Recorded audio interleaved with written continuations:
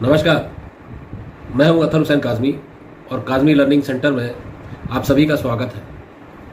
दोस्तों, मैं आज बहुत ही इम्पोर्टेंट और इंटरेस्टिंग टॉपिक पे आपसे बात कर रहा हूं।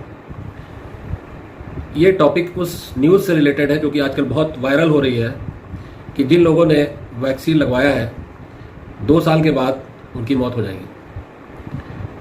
जाहिर है मैं भी इस न्यूज़ को सुन के बहुत परेशान हुआ और इसकी खोज में लग गया, क्योंकि वैक्सीन तो मैंने भी लगवाया है। इस न्यूज़ के बारे में जो मैंने पता लगाया वो आप लोगों से शेयर करना ज़रूरी था। दोस्तों, ये कहा जा रहा है फ्रांस के Nobel prize winner scientist Luc Montagnier ने ऐसा कहा है कि जिन लोगों का वैक्सीनेशन हो रहा है वो 2 साल के बाद उनकी मौत हो जाएगी। इस बात को समझने के लिए आसानी होगी अगर हम लोग लुक मॉन्टेग्नियर के करियर पे एक नज़र डालें। ये साहब अगस्त 1932 में फ्रांस में पैदा हुए। ये फ्रेंच वायरोलॉजिस्ट हैं। इनको 2008 में नोबेल प्राइज़ इन फिजियोलॉजी या मेडिसिन भी आप कह सकते हैं, फिजियोलॉजी में ह्यूमन इम्यूनोडेफिशिएंसी वायरस की खोज करने के लिए दिया गया। ये नोबेल प्राइज़ फ्रैंकॉस मरे सिनोसी और हेरल्ड ज़ुरहासन के साथ जॉइंटली दिया गया। इन्होंने पास्चर इंस्टीट्यूट ऑफ पेरिस और Shanghai Jiao Tong University China में एज ए प्रोफेसर भी काम किया। इनको नोबेल प्राइज़ के अलावा Louis Jeantet Prize for Medicine 1986 में और जापान प्राइज़ 1988 में भी दिया गया। कंट्रोवर्शियल स्टेटमेंट से इन साहब का बहुत पुराना नाता है। इन्होंने 2008 में नोबेल प्राइज़ मिलते ही अपनी ही गवर्नमेंट के खिलाफ एक अभियान छेड़ दिया कि HIV या और दूसरी बीमारियों के लिए जो वैक्सीनेशन हो रहा है ये ज़रूरी नहीं है। इनका कहना है कि पेशेंट की अपनी इम्यूनिटी इतनी ज़्यादा होना चाहिए कि वैक्सीनेशन की ज़रूरत ही ना पड़े, और इनका कहना ये भी कहना है कि वैक्सीनेशन ठीक नहीं है। 2009 में इन्होंने एक नया शिगुफा छोड़ा कि पैथोजेनिक बैक्टीरिया और वायरस का diluted DNA radio waves emit करता है, और ये रेडियो वेव्स उस डाइल्यूटेड DNA के सोल्यूशन के नैनो स्ट्रक्चर्स की वजह से प्रोड्यूस होती है। इससे पैथोजेंस रिक्रिएट हो सकते हैं। पैथोजेंस एक्चुअली हार्मफुल बैक्टीरिया को कहते हैं। बैक्टीरिया 2 तरह का होता है, एक हार्मफुल और एक गुड बैक्टीरिया। जैसे गुड बैक्टीरिया जो है हमारे दही में पाया जाता है, उसी से दही जमता है, और पैथोजेंस जो है बैड बैक्टीरिया होते हैं जो हार्मफुल होते हैं। इसमें हमने एक और वर्ड यूज़ किया है, नैनो स्ट्रक्चर्स। नैनो स्ट्रक्चर्स जो है वो बहुत ही छोटे जो जम्प्स होते हैं उनके लिए इस्तेमाल किया गया नैनो स्ट्रक्चर्स। रेडियो वेव्स तो आप लोग सभी लोग जानते होंगे, नाम से ही जाहिर है जैसा। सिमिलर रिसर्च HIV पेशेंट्स के ब्लड में HIV RNA में इलेक्ट्रोमैग्नेटिक डिटेक्शन से एंटी रिट्रोवियल थेरेपी करने के लिए इस्तेमाल हुई। एंटी रिट्रोवियल थेरेपी जो है वो HIV एड्स के पेशेंट्स पे की जाती है। इससे HIV एड्स की जो बीमारी है वो रुक जाती है और दूसरे को ट्रांसमिट होने का खतरा कम हो जाता है। ये इनका एक अच्छा कंट्रीब्यूशन था। और यूनिवर्सिटी ऑफ सिडनी के जेफ रीमर्स ने कहा 90 साल में मॉडर्न केमिस्ट्री की यह सबसे बड़ी खोज है। इनके पेपर्स एक जर्नल में भी छपे, उसके चेयरमैन ये खुद थे।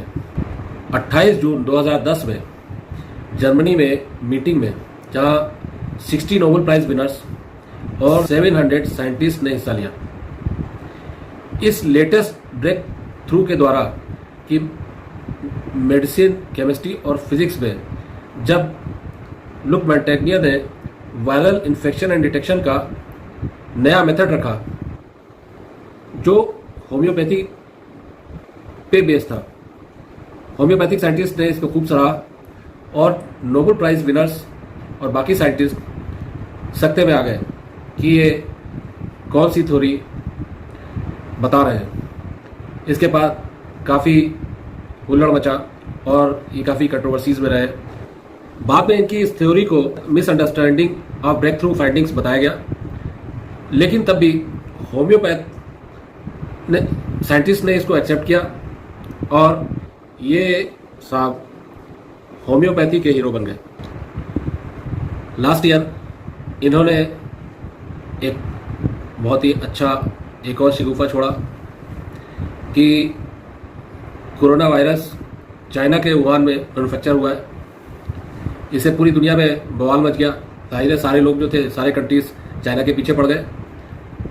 ट्रम्प साहब इस स्टेटमेंट से बहुत खुश हुए, क्योंकि वो तो चाह ही रहे थे कि अमेरिका में जो उनकी लापरवाहियाँ हुई थी उससे बचने के लिए वो इसका सेरा चाइना पे मर दे और खुद सेफ हो जाए। उन्होंने इनके इस स्टेटमेंट को खूब बड़ा चढ़ाकर पेश किया। इस थ्योरी पर अभी भी रिसर्च और इन्वेस्टिगेशन जारी है। देखना है कि इनका ये स्टेटमेंट कहाँ तक सच था। अब ये कहते हैं वैक्सीन डेंजरस वेरिएंट्स पैदा कर रहा है और हर देश में जैसे जैसे वैक्सीनेशन का ग्राफ बढ़ रहा है उसके साथ मौतें भी बढ़ रही हैं। और इसके साथ ही एक और खबर आई कि मॉन्टेग्नियर ने कहा है कि जो वैक्सीन ले रहा है वो 2 साल में मर जाएगा।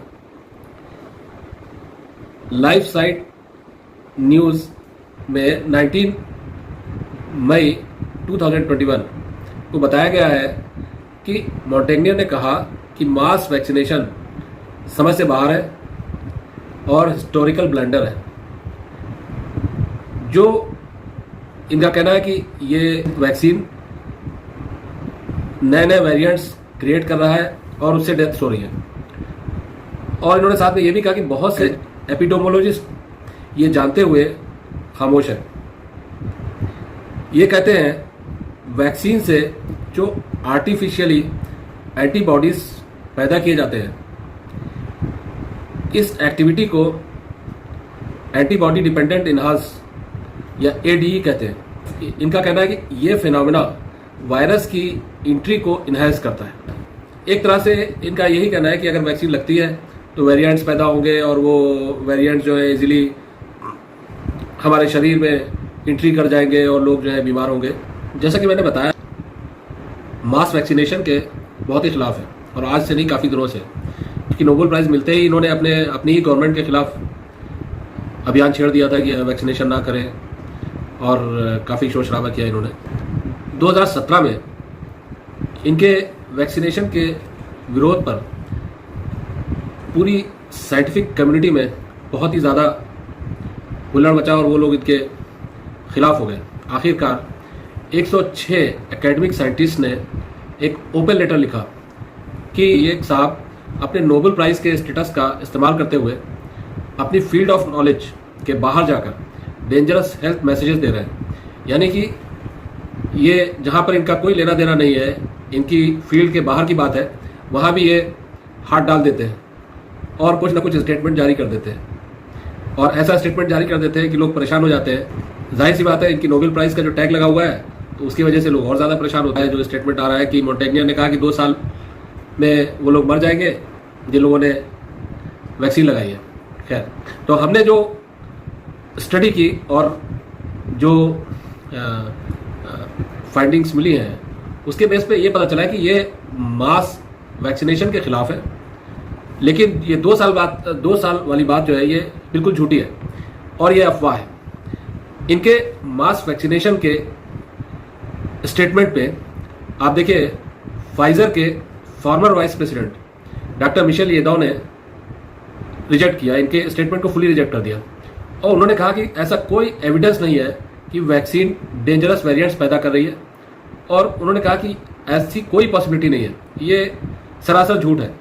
यानी ये बात सच साबित हुई कि ये साहब अपनी फील्ड ऑफ नॉलेज के बाहर जाकर जो स्टेटमेंट्स देते हैं और ज़बरदस्ती कंट्रोवर्सीज में शामिल होते हैं। पता नहीं, इनको इसमें काफ़ी मज़ा आता है और ये इनका शौक़ है।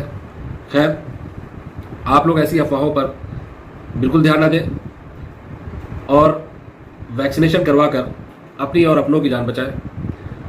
अगर आपको ये वीडियो पसंद आया है तो इसे लाइक और शेयर करें और हमारे चैनल को सब्सक्राइब करना ना भूलें। धन्यवाद।